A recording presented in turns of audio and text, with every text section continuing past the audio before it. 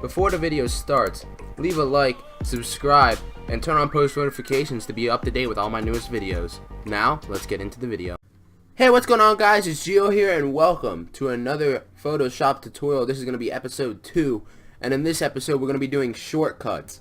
By shortcuts, I mean like little keys you could press, or a little combination of keys you can press to save time while you're designing or making something in Photoshop. First thing is going to be the eraser tool. You could get the eraser from right here on the left side, but if you press E, it automatically pops up and you can instantly start erasing things, which really saves time when you're trying to erase something in a picture.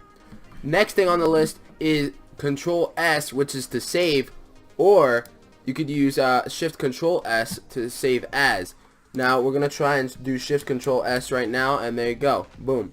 All we gotta do is type in whatever name you want to call it. So we're just gonna go right here, boom. We're just gonna save it because I'm gonna delete it in a little bit, and we're gonna just do tutorial, and boom, it saves. That's all you need to do. Now let's say you do something to the picture.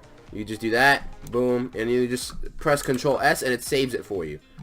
And you just keep doing that over and over again. You see that there's a little asterisk right here, and every time it changes, there's a little asterisk that pop up, which means it's not saved. So if you just press Control S, it saves it and the asterisk is gone. The next thing you can do is press Control I to invert colors. Now sometimes this works better when you're doing like a specific thing, but right now it doesn't really look that good. When it works better when you have like a wallpaper that's like black and white, and you switch the colors and it looks real nice. That would work. But for right here, it just changes it to yellow because it's purple or blue-ish kind of color. So yeah, it changes it to yellow. And you guys could use that if you're designing something or trying to make something cool out of one of your works of art.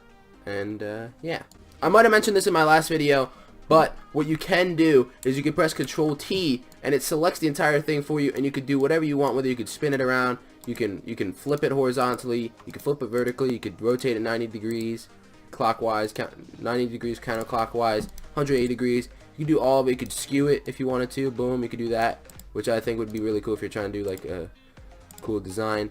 You could do warp, which you could just make it look weirder. You could do distort, which just makes it look all stretched and wonky.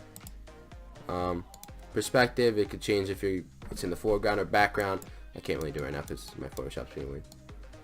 Yeah, there you go. Do something like that. And yeah. Another one is to press Shift Control N. Now what this one does is it creates a brand new layer. All you have to do is just press OK right afterwards, as long as everything's set up, and you can instantly start working on it. Let's say we could just do this, boom, we're already on the layer, and boom, it's already changed because I just clicked on the style.